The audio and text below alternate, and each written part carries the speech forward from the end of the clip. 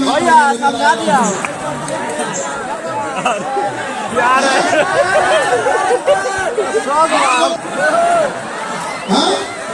अरे बाबू एगो जहाज में भी 2 इंजन लगाया जाता है, पक्षी भी 2 पंख से उड़ती है।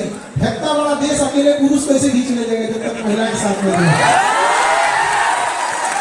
अरे हमने पूरी दुनिया का चीजें पुरुषों को सौंप के दी थी। पुरुषों ने प्रथम विश्व युद्ध, द्वितीय विश्व युद्ध, तराई का युद्ध, ये युद्ध दुनिया भर का करके रख दिए। यहाँ पर कर दिया कि नहीं कर दिया? यहाँ पर महिलाओं को हम लोग अंडर एस्टिमेट करते हैं। ऐसा नहीं है। भारत में महिलाओं को मेडिकल इंडस्ट्री दिया गया। आज भी मेडिकल इंडस्ट्री की बैकबोन कही जाती है महिलाएं। पूरे मेडिकल इंडस्ट्री को महिलाओं ने संभाल के रखा है। पूरे हॉस्पिटल का जान कहा जाता है नर्सिंग स्टाफ को। आज पूरा मेडिकल किसने कंट्रोल करके रखा है? महिलाओं ने। एविएशन इंडस्ट्री दी है, हवाई क्षेत्र में कितना बदलाव लेके आए। दुनिया में सबसे ज्यादा लेडीज पायलट कहाँ है? भारत में। दिखा दी कि नहीं? करके दिखा दी। बैंकिंग सेक्टर में करके दिखाएं कि नहीं? करके दिखाएगा। लेकिन महिलाओं को आगे बढ़ाने के लिए हम सरकार से भी कहते हैं कि महिलाओं के एजुकेशन पर से जीएसटी हटाया जाए।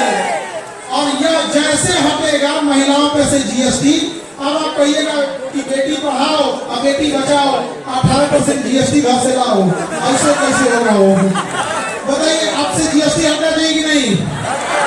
अच्छा पुरुष लोग समझो, जिस दिन महिलाओं से जीएसटी हट जाएगा एजुकेशन पे, फिर हम लोग कहेंगे भेदभाव हो रहा है, बराबरी होना चाहिए। हम लोग तो हम यहाँ पर याद रखिएगा, पुरुषों की मदद महिलाएं ही करेंगी। पहले हम लोग को लड़ाई लड़नी किसके लिए? महिलाओं के लिए, कि भैया उनका जीएसटी हटाओ। जब उनका जीएसटी हट जाएगा तो ये जिम्मेदारी महिलाओं पे होगी कि हमारे भाइयों के साथ भेदभाव की शिक्षा पर सबका अधिकार है, उनका भी हटाओ। नहीं होना चाहिए। याद रखिएगा, हमें वहां दिया जलाना है जहां अभी तक अंधेरा है। और शिक्षा कश्मीर से कन्याकुमारी तक हर गरीब तक पहुंचना चाहिए। हमारे यहाँ जब कोई रिजल्ट लेके आता है तो उसके पिताजी कहते हैं कि मेरी बेटी है। हम तो चाय बेचते थे, हिम्मत नहीं किए थे कि इतना हो जाएगा। हमारे यहाँ एक लड़की बीपीएससी में सेलेक्ट हुई, ज्योत्सना नाम था। बिया के 17 साल बाद उसने बीपीएससी का एग्जाम दिया। कहा कि सर बड़ा सस्ता था, मैं ट्यूशन ले लिए अब पढ़ने लगे। इतना आराम से पढ़ाई की पढ़ते पढ़ते कहो बीपीएससी के अधिकारी हो गए, पता नहीं चला। सोचिए अगर लाख रुपए फीस होगी तो कोई हिम्मत करता? कोई हिम्मत नहीं करता। अरे हम लोग के पास पैसे का अभाव रह गया तो लोग हमको अलग अलग बोले लगे। हम एक बार दिल्ली में थे तो एक आदमी के यहाँ घर में काम कर रहा था। घर नहीं होता है, जुड़ाई वही कर रहा था, तो लेबर वगैरह की जरूरत थी।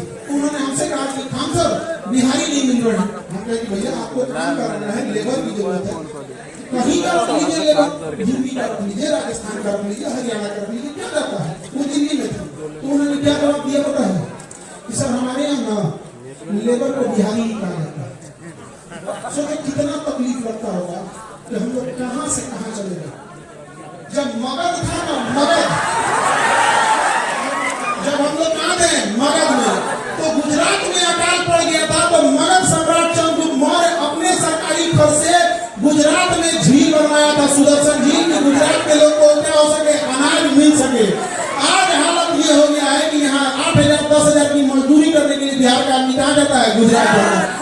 अरे हम लोग को बाटा बहुत ज्यादा फैक्ट्री में अपनी जरूरत की चीज लगा दो।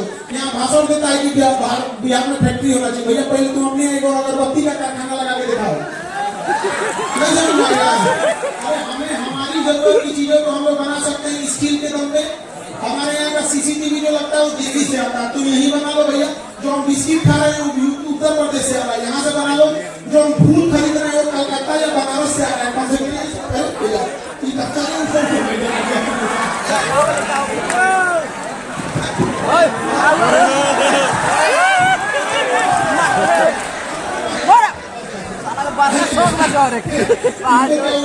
भैया समझा दिया यार